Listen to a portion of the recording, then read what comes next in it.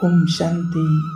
आज बाबा ने कहा है, हम बच्चों को सावधान किया है और बाबा ने आज स्पष्ट कर दिया है और स्पष्ट शब्दों में कहा है कि बच्चे दुख के पहाड़ गिरने हैं, किसी का कुछ भी काम में नहीं आएगा।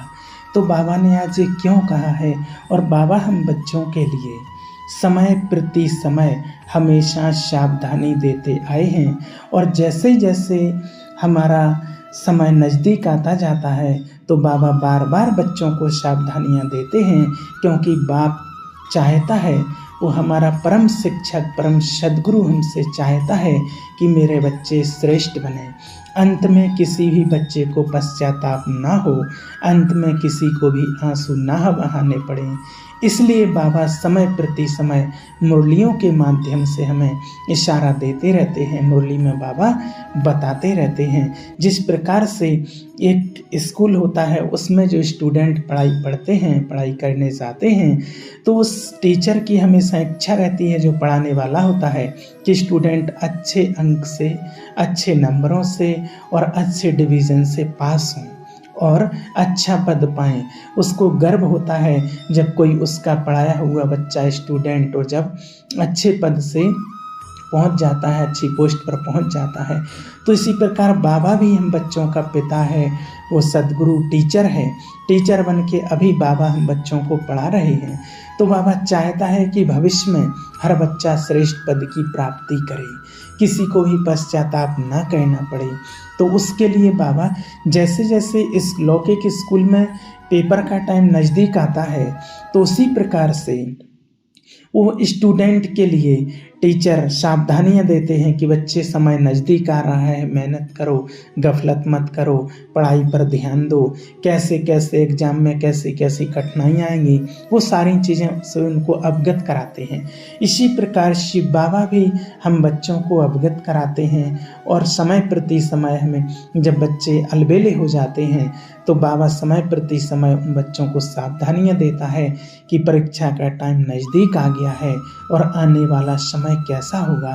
तो आज बाबा ने हम बच्चों को सावधानी दी है और स्पष्ट बाबा ने बोला है, अंत समय का समीप, बाबा ने कहा है कि अंत समय को समीप आते हुए बाबा ने कहा है कि क्या याद रखना है, क्योंकि अंत का समय बहुत नज़दीक है।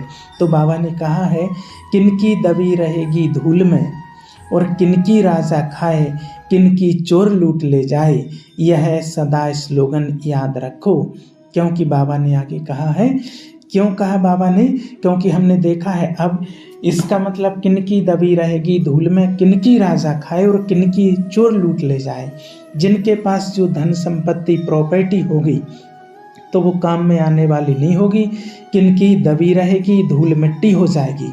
आज हम देखते बाबा ने क्यों कहा, कई जगह पर भूकंप आ जाते हैं, बाढ़ आ जाती है, तो उनका सब कुछ नष्ट हो जाता है, किसका क्या काम में आता है, और किनकी कोई राजा खा जाता है।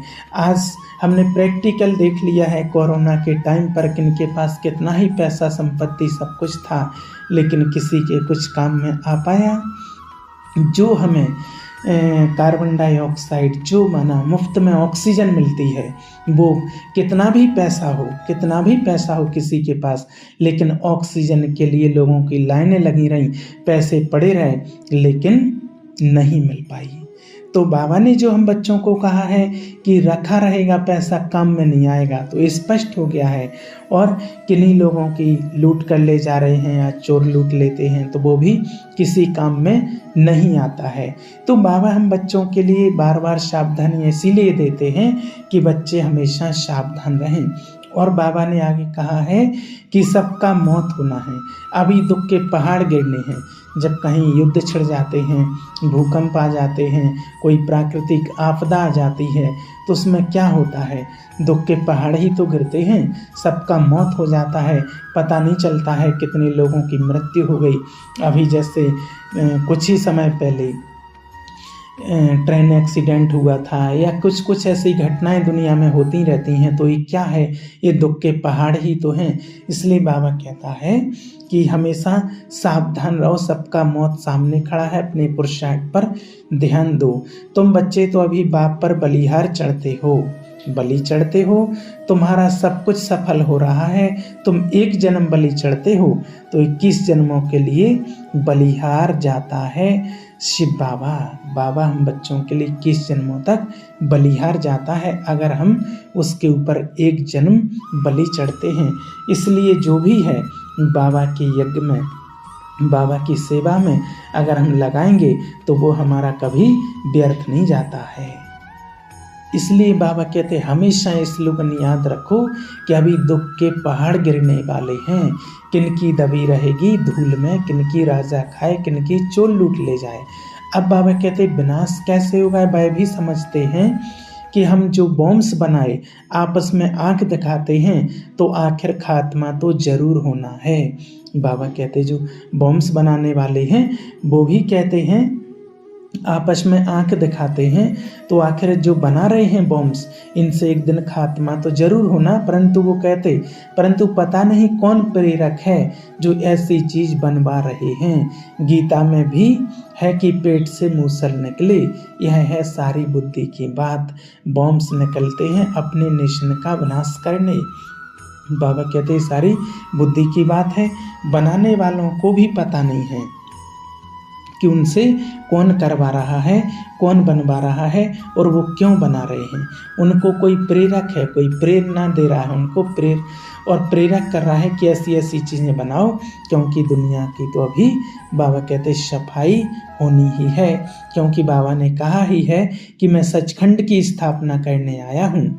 नई दुनिया जरूर स्थापन होनी है और पुरानी दुनिया को मिटाना पड़े।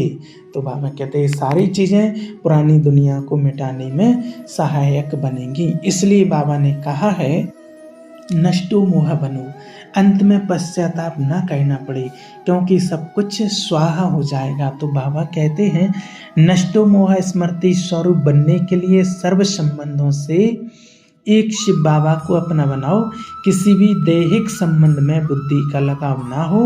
बाबा कहते हैं अगर कहीं भी लगाव होगा तो बुद्धि भटकेगी। अंत के टाइम पर बाबा कहते हैं अगर जहाँ भी लगाव होगा किसी का तो बुद्धि वहीं भटकेगी, वहीं खींच होगी और उसी के कारण बहुत दुख मिलेगा।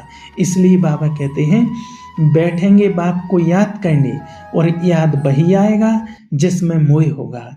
लास्ट के टाइम पर स्थिति होगी कि बैठेंगे तो अभी भी बैठते हैं अगर बाबा को याद करने बैठते हैं, लेकिन जहाँ मोह जाता है वहीं पर बुद्धि भटकती है। इसलिए बाबा ने सावधानियाँ दी हैं किस किस चीज़ में ज़्यादा मोह होता है, किसका मोह पैसे में होता है, किसका जेवर में, किसका किसी संबंध में। जहाँ भी होगा वहाँ बुद्धि जाएगी। और बाबा कहते अगर बार बार बुद्धि जाती है तो एक रस नहीं रह सकते हैं। बाबा चाहता है कि एक रस स्थिति बने बच्चों की। अगर बार बार बुद्धि भटकती है, मोह जाता है तो एक रस स्थिति नहीं बन सकती है। इसलिए हम जो लक्ष्य लेकर के आए थे उस लक्ष्य से हम भटक जाते हैं और वंचित रह जाएंगे। इसलिए बाबा हम बच्चों को बार बार सावधानियाँ देते हैं कि बच्चे अब नष्टो मोह बनो और एक बाप से सच्चे मन की प्रीत जोड़ो। वही हमारा सच्चा परमात्मा ईश्वर वो हमें साथ में ले जाएगा और हमें 21 जन्मों के लिए श्रेष्ठ पद की प्राप्ति कराएगा। बाकी इस दुनिया में जो भी रखा है, जो भी है वो हमने देख चुके हैं प्रैक्टिकल में। ज़्यादा दिन तक, ज़्यादा देर तक किसी का कुछ काम में आने वाला नहीं होता है। जिसका शरीर छूट जाता है तो उसके पास कुछ भी रखा रहे, कुछ भी पड़ा रहे, उसका कोई काम में नहीं आता है। इसलिए तपस्या करो, श्रेष्ठ पुरुषार्थ करो और सच्ची दुनिया सचखंड में जाएंगे, वही हमारे काम में आने वाला है।